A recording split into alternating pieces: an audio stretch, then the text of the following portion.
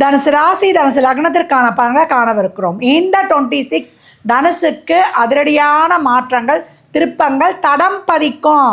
ஏன்னா ஜூன் வரைக்கும் பார்த்தீங்கன்னா 7ல் இருக்கக்கூடிய குரு உங்களுக்கு வந்து சிறப்பாக சிந்தனை தெளிவை கொடுத்து உங்களை அருமையாக கடக்க வைக்கிறாரு அப்படின்னு இந்த அந்த கருத்து வேற்றுமைகள் வழக்குகள் அந்த சொத்துல இருந்த பிரச்சனைகள் தீர்த்து கொடுப்பது இதையும் கொடுத்துருவாரு. உங்களுடைய லக்னங்கள் சிறப்பாக இருக்கும்பொழுது ரிஷபம் கடகம் கன்னி விருச்சகம் மகரம் மீனம்னு இருக்கும்போது ஒரு ஃபேவர் ஃப்ளோ கொஞ்சம் ஜாஸ்தியாகவே இருக்கும். மற்ற லக்னங்கள்னும் போது கொஞ்சம் கூடுதல் கவனத்தோடு கடந்து வந்துடணும். 8ஆம் இடம் என்பது உங்களுக்கு பரிவர்த்தனை யோகமும் கொடுத்துரும் அப்படின்னு வந்து சொல்லியிருக்கேன் தனுசு ராசிக்கு. அப்படின்னு உங்களுடைய விலையுயர்ந்த பொருட்களையும் உங்கள் உடைமைகளையும் விரயம் அதிகமாக இருக்கும். அதை சுப விரயங்களாக மாற்றிக்கொள்வது உங்கள் சாமர்த்தியம் அப்படின்னு வந்து சொல்லியாச்சு. அப்போ அந்த அயன சயன போகத்தை வந்து அதான் நான் ஏற்கனவே சொல்கிறேன், சாப்பிட்டு தூங்கலைன்னா பிரச்சனை அப்படின்னு சொல்லியாச்சு. அப்போ நீண்ட தூர ஆன்மீக பயணங்கள் செய்வது ஒரு சிலருக்குலாம் அமையக்கூடிய வாய்ப்பு. அதே போல் இந்த காலகட்டம் வந்து நீங்கள் வழிபட வேண்டிய தெய்வம் என்ன பதிவு வரும்போதெல்லாம் கார்த்திகை மார்கழி மாதமாகவே இருக்கும். மார்கழியில் எழுந்து அந்த நம்ம காலையில் எழுந்துக்கோம் இல்லையா, அந்த 30 நாளுமே வழிபடுவதும் இப்போ எவ்வளோக்கு எவ்வளோ நீங்கள் வியாழன் ஞாயிறு செவ்வாய் இந்த நாட்களில் வழிபாடு வைத்துக்கொள்வது இன்னும் கூடுதல் பலத்தையும் சிறப்பையும் கிரக தோஷங்களையும் போக்கிடும்.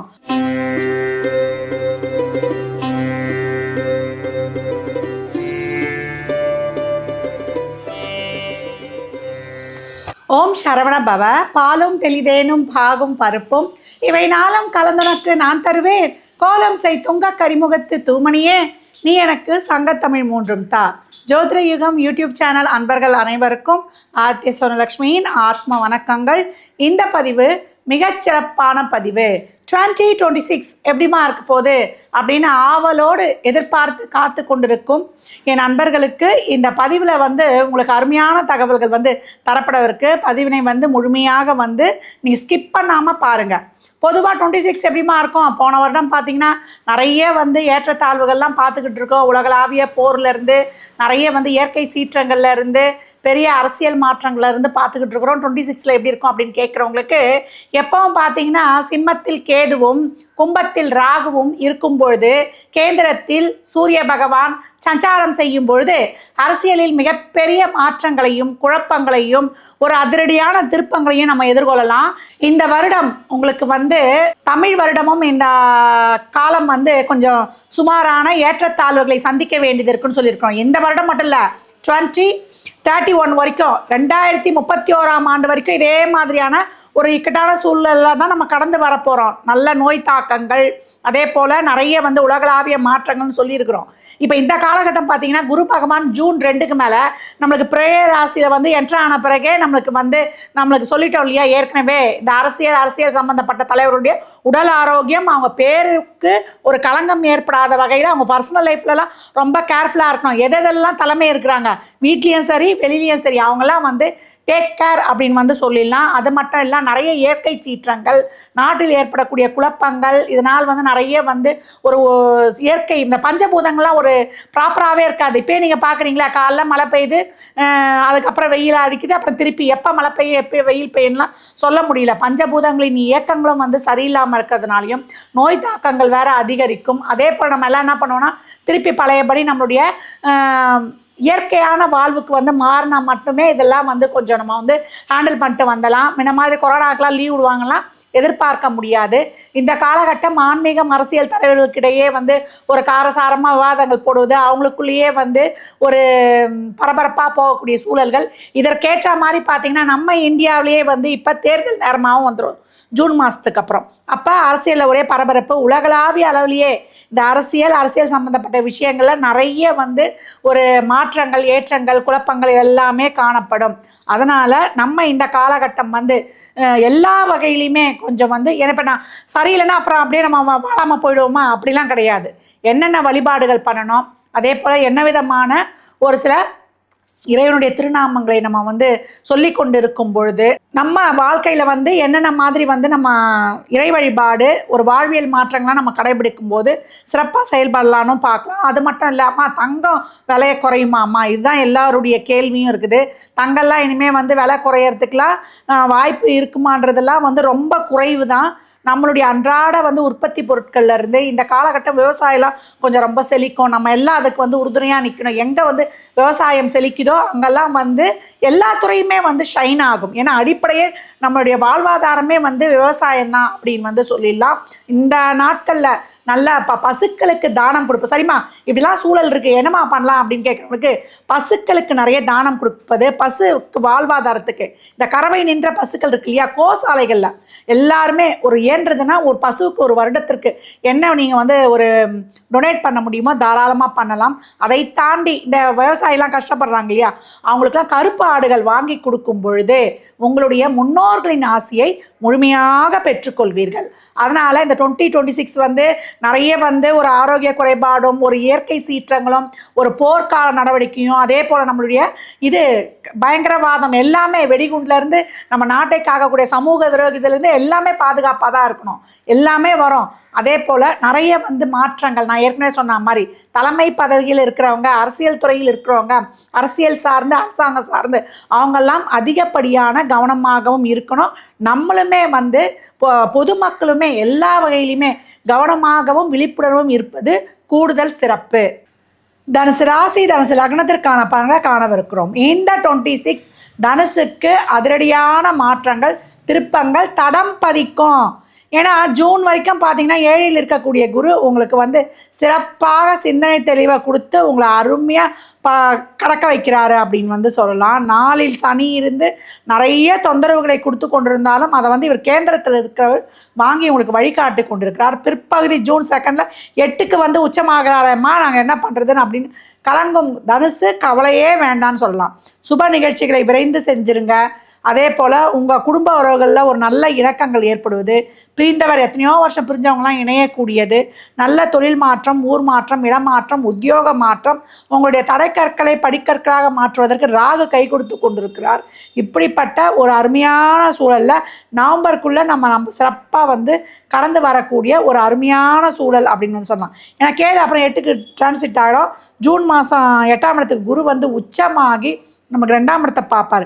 யாருன்னா கொடுக்குற பணம் நிலுவையில் இருக்குது, இதே போல் வந்து ஒரு பிஎஃப் கிராஜுவிட்டி இதெல்லாம் முதிர்ச்சி அடைஞ்சு வர்றது, பூர்வீகத்தில் வந்து சொத்து இருக்குது, அந்த சொத்தில் வந்து நம்மளுக்கு தாய் வழியில் ஒரு உயிர் சொத்துலாம் கிடைப்பது, தாய் உறவுகளோட இருந்த அந்த கருத்து வேற்றுமைகள் வழக்குகள் அந்த சொத்தில் இருந்த பிரச்சனைகள் தீர்த்து கொடுப்பது, இதையும் கொடுத்துருவார். உங்களுடைய லக்னங்கள் சிறப்பாக இருக்கும்பொழுது ரிஷபம், கடகம், கன்னி, விருச்சகம், மகரம், மீனம்னு இருக்கும்போது ஒரு ஃபேவர் ஃப்ளோ கொஞ்சம் ஜாஸ்தியாகவே இருக்கும். மற்ற லக்னங்கள்னும் போது கொஞ்சம் கூடுதல் கவனத்தோடு கடந்து வந்துடணும். 8ஆம் இடம் என்பது உங்களுக்கு பரிவர்த்தனா யோகமும் கொடுத்துரும் அப்படின்னு வந்து சொல்லியிருக்கேன் தனுசு ராசிக்கு அப்படின்னு வந்து சொல்லலாம்.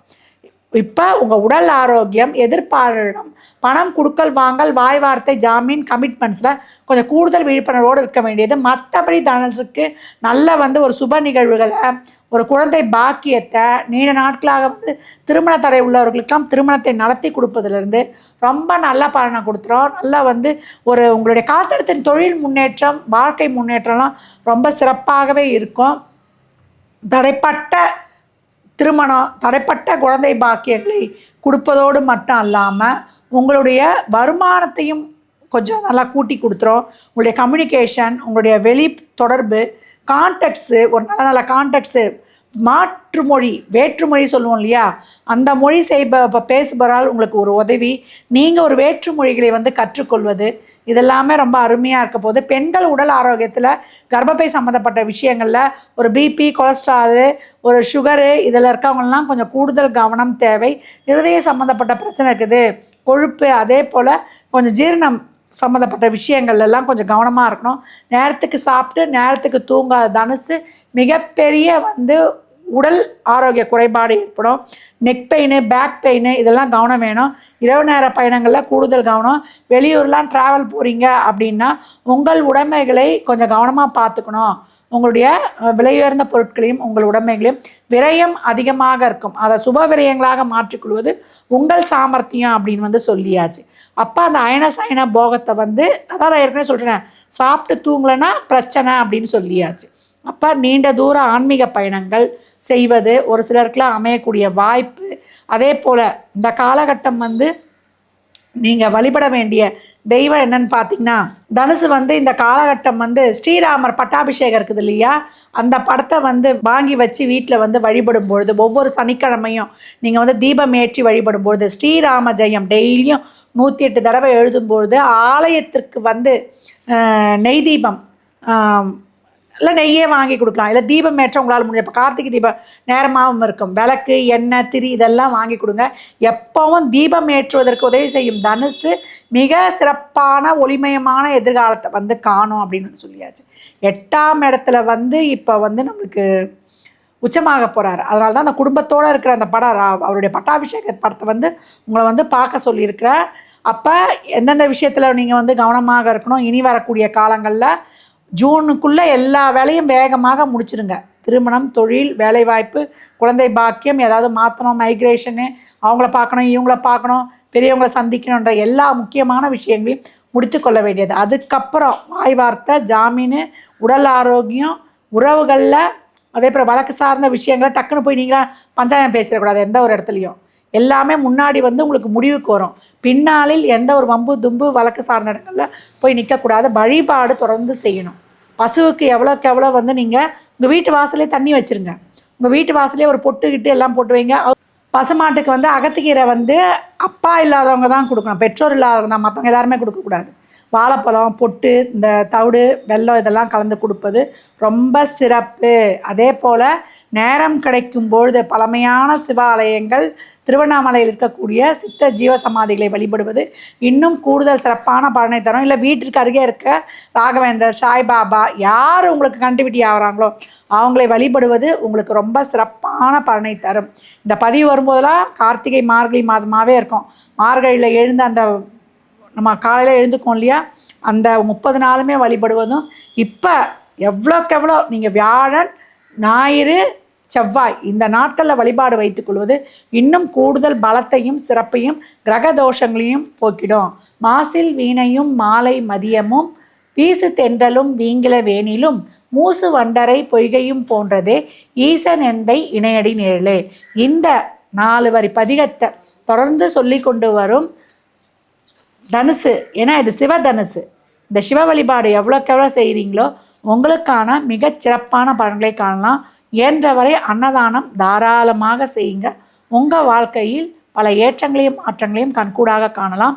தனுசு ராசி லக்னத்திற்கு நல்வாழ்த்துக்களை தெரிவித்துக் கொள்கிறேன். இந்த ராசிக்கான பலனை வந்து அருமையாக பார்த்துருக்குறோம். மேற்கொண்டு உங்களுக்கு ஏதாவது தகவல்கள் வேணும், உங்களுக்கு வந்து ஒரு தொழில், திருமணம், இல்லை வேலை வாய்ப்பு, இல்லை எனக்கு எப்போதாமா என்ன காரியம் வந்து விரைவாக நடைபெறும் அப்படின்னு தேவைப்படும் சந்தேகங்களுக்கு கீழ்காணும் எண்களுக்கு தொடர்பு கொள்ளுங்க. உங்களுக்கு நடக்கக்கூடிய தசாபுத்திகள் பொருளாதாரம் சார்ந்து செயல்படுதா, இல்லை குழந்தை பாக்கியம் திருமணத்திற்காக செயல்படுதா என்பதெல்லாம் உங்கள் சுய ஜாதகத்தை ஆய்வு செய்வதன் மூலமே நாம் தெளிவாக அறிந்து கொள்ளலாம். மற்றும் ஒரு சிறப்பான பதிவில் சந்திக்கும் வரை தங்களிடமிருந்து விடைபெற்றுக் கொள்வது ஆதித்ய சொர்ணலக்ஷ்மி. இறை அருளால் அனைத்தும் நிறைவாகட்டும்.